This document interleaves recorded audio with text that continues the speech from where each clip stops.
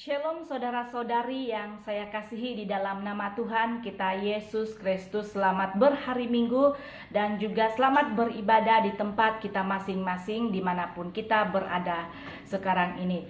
Kita bersyukur kepada Tuhan sebab Dia sentiasa melindungi kita, dan juga kalau kita bernafas pada hari ini, saudara-saudari, semuanya itu karena anugerah daripada Tuhan kita Yesus Kristus.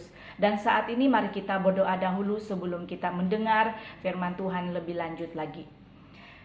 Bapa yang baik, Bapa yang kami kenal, Bapa yang kami sembah, Bapa yang kami sangat rindui dan juga sangat memelihara kami di dalam nama Tuhan Yesus Kristus.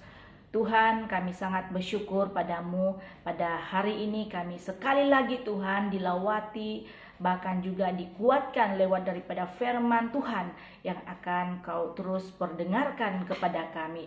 Tuhan, tolong kami, Roh Kudus-Mu memberi kami hikmat dalam mengerti dan juga dalam mengerti firman Tuhan. Buka hati telinga kami ya Tuhan untuk siap mendengar firman-Mu, dibentuk bahkan juga terus perbaharui oleh-Mu ya Bapa. Terima kasih Bapa, di dalam nama Tuhan Yesus Kristus kami berdoa. Amin.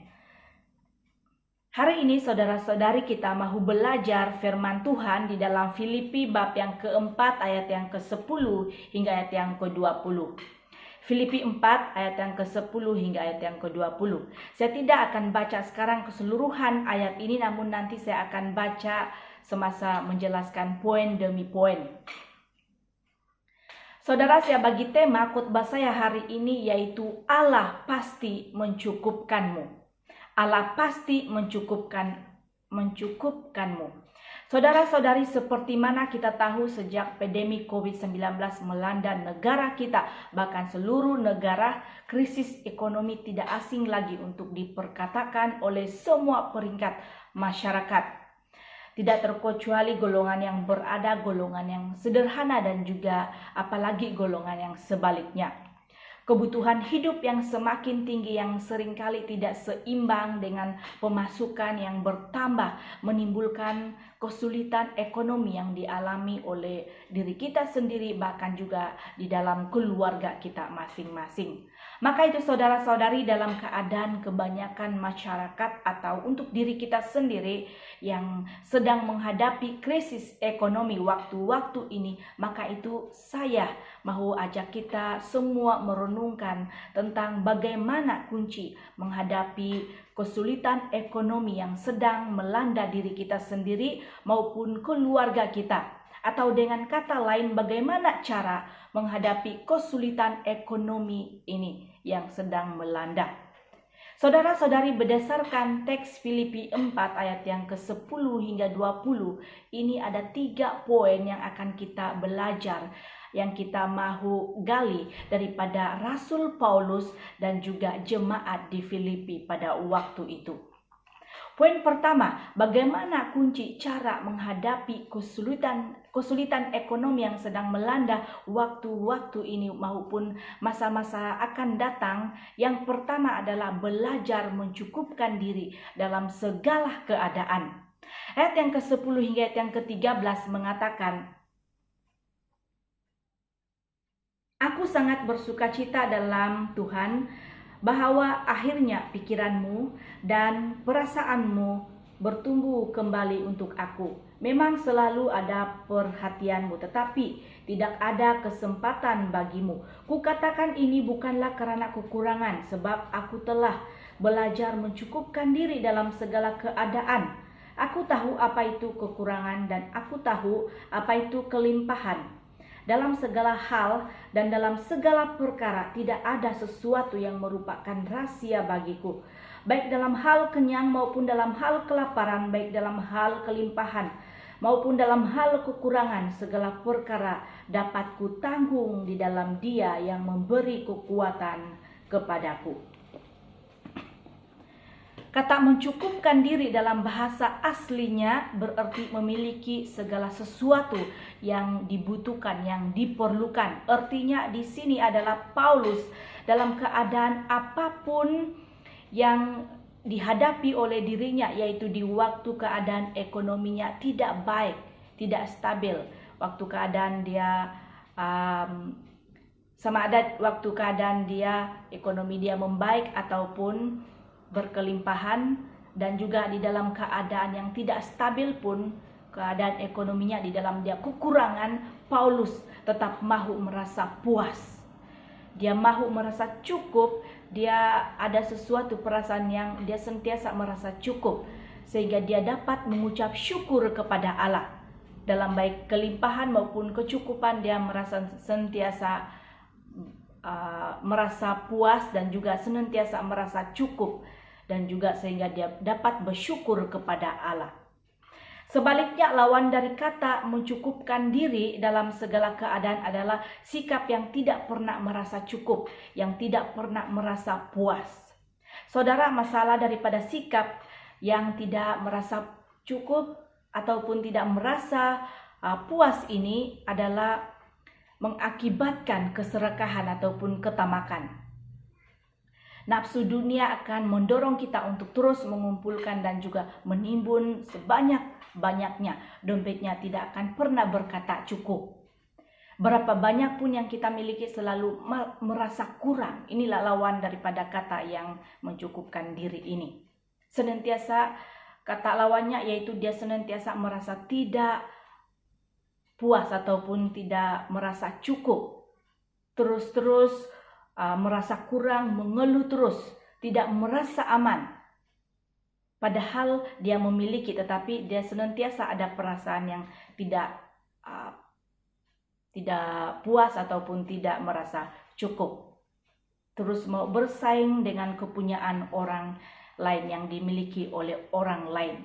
Sikap yang selalu merasa kurang ini akan menjadi racun yang membuatkan kehidupan terus-menerus merasa sengsara. Walaupun kita sudah memiliki sesuatu untuk kita nikmati, namun kita justru selalu menyusahkan diri untuk terus mencari dan mengumpulkan tanpa merasa puas ataupun bersyukur. Sampai tahap oleh karena dia tidak puas sampai sanggup merugikan orang lain demi untuk memuaskan kepuasan dan juga mencapai targetnya sendiri. Ini bukan berarti saudara mengongkong atau menyuruh kita untuk berhenti dan juga berusaha, berhenti dari bekerja, tidak memikirkan tabungan masa depan. Bukan ini yang dimaksudkan pasal topik ini yang merasa puas ini. Ibrani 13 ayat yang kelima mengatakan, janganlah kamu menjadi hamba uang dan cukupkanlah dirimu dengan apa yang ada padamu, karena Allah telah berfirman, aku sekali-kali tidak akan membiarkan engkau dan aku sekali-kali tidak akan meninggalkan engkau. Mencukupkan diri dalam segala keadaan adalah bentuk syukur dan iman kita kepada Tuhan yang selalu memelihara hidup kita. Apa yang kita miliki, bersyukurlah untuk itu. Kita diajak oleh firman Tuhan untuk mencukupkan diri supaya kita tidak disusahkan oleh nafsu dunia ini. Contohnya, tetangga punya TV baru, handphone baru, laptop baru, kita juga tidak mahu kalah dengan tetangga, sanggup berhutang di sana sini untuk memenuhi keinginan. Ini adalah yang dielakkan oleh firman Tuhan supaya kita tidak terus terikut oleh nafsu dunia. Ingat saudara, hari ini kita diingatkan supaya jangan membiarkan diri kita disusahkan atau diperhambakan oleh nafsu dunia. Mencukupkan diri bukanlah hal yang mudah. Paulus sendiri pun perlu sebuah proses belajar dari hal ini, belajar mencukupkan diri.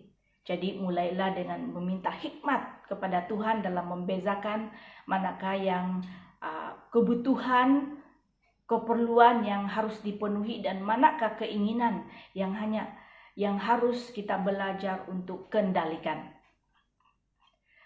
Marilah kita minta hikmat dari Tuhan dalam membuat perencanaan dalam penggunaan uang kita, mana kebutuhan yang harus diutamakan, mana keinginan yang sebaliknya ditunda. Sebelum membeli sesuatu, pertimbangkanlah sebesar manfaatnya. Jadi jangan sampai kita membeli sesuatu hanya karena ingin tampil ataupun menyombongkan diri, hanya ingin mengikuti tren yang ada.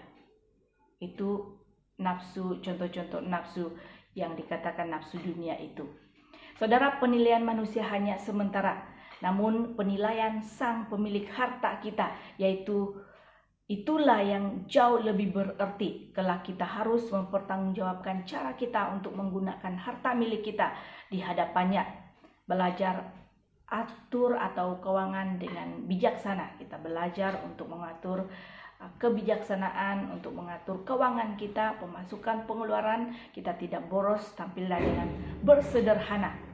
Menabung, mengatur biaya hidup berhari-hari dengan minta hikmat bijaksana daripada Tuhan. Selain itu saudara, sebagaimana pengalaman Paulus, dia mengungkapkan pengalaman hidupnya. Dia mengetahui bagaimana caranya merasa cukup. Sama ada ketika ia berada dalam kelimpahan ataupun ketika dalam kekurangan. Rahasianya adalah ia dekat kepada Tuhan kita Yesus Kristus untuk mendapatkan kekuatan, sehingga ia dapat melaluinya, dapat menjalaninya dengan kemampuan yang Allah telah berikan. Dan dia tidak terus-terus mengeluh, tetapi terus bersyukur, menikmati. Dengan mendekat kepada kuasa Allah, tentu Allah akan mengontrol keinginan kita, memberikan kita hikmat bijaksana dalam mengendalikan daripada masalah sikap yang tidak merasa puas. Dengan mendekat kepada Allah, maka kita memiliki kekuatan untuk mengurus atau mengelola semua berkat Tuhan yang diberikan kepada kita. Dan sebaiknya jangan lupa kita untuk memperhatikan persembahan persepuluhan kita kepada Allah seperti jemaat di Filipi dalam mengelola atau mengurus keuangan kita. Saudara, jika hari ini Anda sedang berkekurangan, masalah ekonomi tidak stabil, tuntutan hutang, merasa kekurangan, mendekatlah kepada Allah. Dia akan memberikan kemampuan dan juga kekuatan kepada kita untuk melaluinya. Dia akan dapat menuntun kita keluar dari rasa tidak cukup atau tidak rasa puas kita. Bahkan dia dapat mengajari kita agar dapat menggunakan uang dengan cara yang membawa kemuliaan baginya. Poin kedua, bagaimana kunci menghadapi krisis ekonomi yang sedang melanda dunia kita waktu-waktu ini. Poin kedua adalah memahami keperluan orang lain, yaitu memberi berkat dan juga menerima dengan sukacita. Ayat yang ke-14 hingga ayat yang ke-18 mengatakan, Filipi 4 ayat yang ke-14 hingga 18. Namun baik juga perbuatanmu bahwa kamu telah mengambil bahagian dalam kesusahanku. Kamu sendiri tahu juga, hai orang-orang Filipi, pada waktu aku baru mulai mengabarkan Injil, ketika aku berangkat dari Makedonia, tidak ada satu jemaat pun yang mengadakan perhitungan hutang dan piutang dengan aku selain daripada kamu. Karena di Tesalonika pun kamu telah 1-2 kali mengirimkan bantuan kepadaku. Tetapi yang kuutamakan bukanlah pemberian itu, melainkan buahnya yang makin memperbesar keuntunganmu. Kini aku telah menerima semua yang perlu daripadamu. Malahan lebih daripada itu, aku berkelimpahan karena aku telah menerima kirimanmu dari Epaphroditus, suatu persembahan yang harum, suatu korban yang disukai dan yang berkenaan kepada Allah. Poin ini bercakap tentang Paulus sebagai penerima yang mewakili mereka-mereka kita yang pernah menerima sesuatu pemberian daripada orang lain ataupun mana-mana pihak. Dan kedua, bercakap tentang jemaat Filipi sebagai pemberi waktu itu yang mewakili mereka yang suka memberi dengan penuh kemurahan hati. Dalam ayat-ayat 10 ayat yang ke-14 hingga 18 di dalam Filipi 4 ini, kita mendapati pengakuan dan juga respon Rasul Paulus yang penuh syukur, penuh sukacita, betapa dia berterima kasih atas kebaikan jemaat Filipi dalam mengirimkan pemberian kepada dia untuk kebutuhan hidupnya.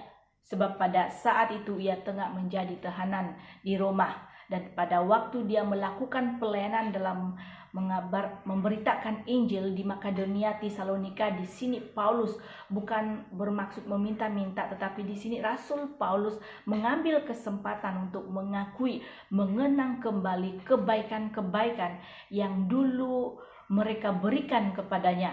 Paulus mempunyai jiwa yang berterima kasih kepada mereka atas pemberian itu.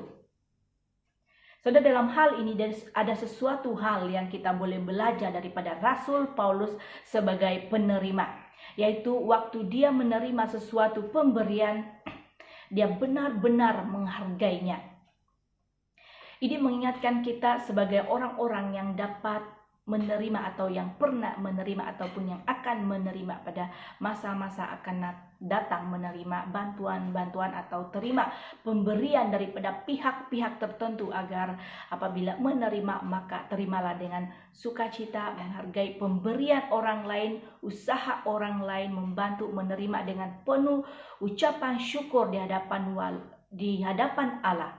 Walaupun sekecil apapun pemberian itu, walau dalam bentuk apapun pemberian itu, kita belajar untuk menghargai dan juga bersyukur pemberian daripada orang yang sudah memberikan kepada kita.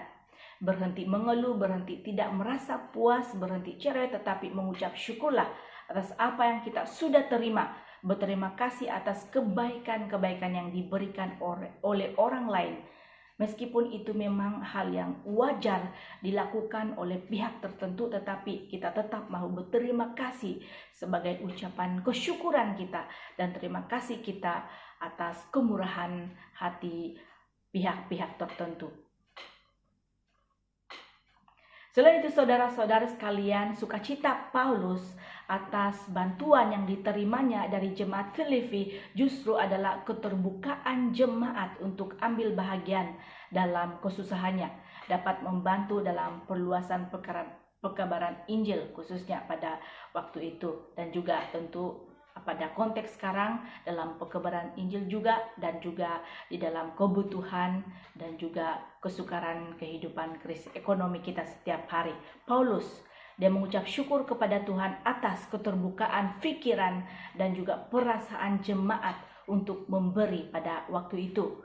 Jadi tindakan jemaat Filipi memberi dengan penuh kemurahan hati, penuh ketulusan ini dipuji oleh Rasul Paulus, dan Paulus mendorong mereka untuk terus memberi dengan kemurahan hati mengikut kemampuan masing-masing atau setiap mereka. Dan Paulus menguatkan sikap jemaat yang terbuka untuk memberi itu, bahwa sesungguhnya pemberian mereka itu tidak seberapa jika dibandingkan dengan buah yang akan mereka terima dan ketulusan mereka memberi. Ayat yang ke-17 di dalam Filipi 4 ini mengatakan, tetapi yang kuutamakan bukanlah pemberian itu, melainkan buahnya yang makin memperbesar keuntunganmu. Bantuan tersebut juga sebenarnya membantu jemaat Filipi, karena tanpa mereka sadari mereka sebenarnya sedang mengumpulkan harta di surga. Itu juga kita boleh lihat di dalam teks yang lain, Lukas 12 ayat yang ke-33. Namun arti lain dari ayat ini juga, saudara, di dalam Filipi 4 ayat yang ke-17 tadi, bukan semata-mata pemberian itu, melainkan semangat mengasihi dan pengabdian mereka yang paling dihargai oleh Paulus.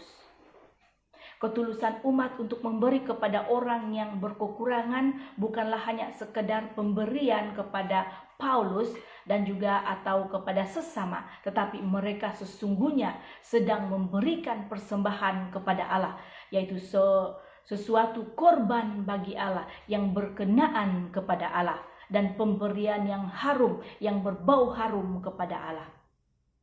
Sebagaimana Tuhan Yesus berfirman, aku berkata kepadamu, sesungguhnya segala sesuatu yang kamu lakukan untuk salah seorang dari saudaraku yang hina ini, kamu telah melakukannya untuk aku. Matius 25 yang ke-40. Jadi kesimpulannya di sini, saudara, adalah pikiran dan juga hati yang terbuka untuk ambil bahagian dalam kesusahan orang lain adalah yang diharapkan Tuhan kepada kita sebagai umat-umatnya yang percaya.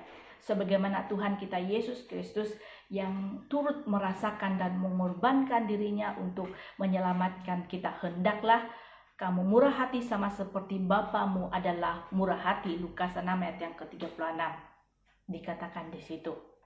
Saudara, kita tidak akan berkekurangan dan menjadi miskin karena memberi kepada yang berkesusahan, tetapi kita percaya bahwa Tuhan akan selalu mencukupkan dan yang akan memenuhi segala keperluan hidup kita. Uang pecahan 5 ringgit atau 10 ringgit, 30 ringgit mungkin tidak begitu berarti di rumah kita, namun di luar rumah kita ada orang yang begitu memerlukan, yang membutuhkan. Maka itu mari kita terus menghargai, memahami yang ada pada diri kita dan juga kita menteladani, yaitu jemaat Filipi yang terus punya kerinduan dan punya kemurahan hati memberikan kepada orang yang kesusahan, orang-orang yang sangat memerlukan. Poin terakhir atau poin ketiga, bagaimana kunci menghadapi kesulitan ekonomi yang sedang melanda diri kita sendiri, keluarga kita di waktu-waktu ini akibat pandemi COVID-19. Poin ketiga yaitu yakin dan percaya bahwa Allah mencukupkan. Allah pasti mencukupkan keperluanmu. Allah pasti mencukupkan keperluanmu. Ayat yang ke-19 hingga 20 mengatakan, ini ayat yang terakhir, bagian terakhir. Allahku akan memenuhi segala keperluanmu menurut kekayaan dan kemuliaannya dalam Kristus Yesus. Dimuliakanlah Allah dan Bapa kita selama-lamanya. Amin. Ayat yang ke-19 ini Paulus menekankan pemeliharaan yang penuh kasih dari Allah Bapa terhadap anak-anaknya. Allah akan memenuhi segala keperluanmu jasmani maupun rohani kita. Ia akan memenuhinya dalam Kristus Yesus. Ayat yang ke-19 ini tidak berdiri sendiri tetapi merujuk kepada ayat sebelumnya. Paulus meyakini bahwa mereka umat-umat Allah, jemaat Filipi yang bermurah hati itu, yang memberi itu, termasuk kita pada waktu-waktu ini, umat-umat Allah yang bermurah hati itu, yang memberi itu sudah pasti Allah juga akan memenuhi kebutuhan kita sesuai dengan kekayaan Allah. Namun saudara, berhati-hati apabila kita memberi. Motivasi utama kita memberi bukan karena minta balasan daripada Allah kita semata-mata, melainkan itu respon kita atas perbuatan-perbuatan Allah yang sudah terlebih dahulu memberikan yang terbaik kepada kita. Saudara, di tengah hari ini kita diingatkan oleh firman Tuhan agar di tengah keadaan ekonomi saudara goncang, pandanglah dan peganglah janji-janji Allah ini, bahwa ada banyak cara Allah menolong kita sehingga engkau tidak akan pernah merasa kelaparan, tidak ada tempat tinggal dan meneruskan kehidupan seperti biasa. Bahkan kadang Allah dapat saja menggunakan orang lain untuk membantu kita. Saudara, saya kira bukan saya seorang saja ada pernah mengalami keadaan di mana di waktu kita sangat-sangat memerlukan sesuatu itu, tiba-tiba tanpa disangka ada pribadi-pribadi tertentu yang memberikan dengan cuma-cuma kepada kita. Saudara, ingatlah semua itu termasuk kemurahan dan juga pemeliharaan Allah kepada kita. Itu bukan karena kebetulan tetapi pertolongan Allah. Ada banyak cara Allah mencukupkan kita dalam keadaan krisis ekonomi yang sedang melanda ini. Pemeliharaan Allah kepada kita umat-umatnya, sekalipun tiada orang yang lain yang datang membantu kita waktu itu, tetapi percayalah kita tidak akan pernah dibiarkan Allah kelaparan, tidak akan pernah dibiarkannya kita hidup di dalam tiada tempat tinggal.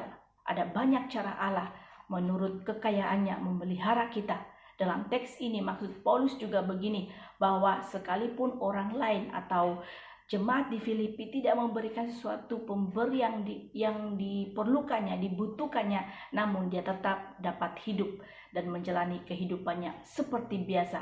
Sebab Tuhan memelihara dan juga mencukupkan kehidupannya dengan berbagai cara. Semoga firman Tuhan ini menguatkan dan juga menghibur kita yang di dalam di dalam kekhawatiran memikirkan keadaan ekonomi yang mungkin di waktu-waktu ini sangat kita terjajas sangat akibat daripada pandemi COVID-19 ini. Kita bersyukur kepada Tuhan untuk firman Tuhan ini. Mari kita berdoa. Tuhan, kami sangat bersyukur kepada Engkau. Engkau sangat baik. Tolong kami ya Tuhan di dalam keadaan ekonomi yang sangat membuatkan seluruh rakyat di dalam kekhawatiran. Biarlah Engkau yang menghibur, menguatkan kami, memberi kami kebijaksanaan dan juga terus berharap padamu dan yakin pada janji Tuhan bahwa Engkau tidak pernah membiarkan kami dengan penuh, tidak pernah membiarkan kami kelaparan, tetapi Engkau senantiasa mencukupkan kami ya Tuhan.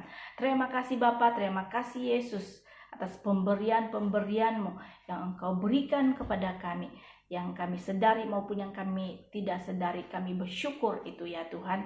Ajar kami menjadi anak-anak-Mu yang sentiasa merasa puas, sehingga kami dapat bersyukur dengan apa yang kami miliki, apa yang ada kepada kami. Terima kasih Bapa, di dalam nama Tuhan Yesus Kristus kami bersyukur. Amin.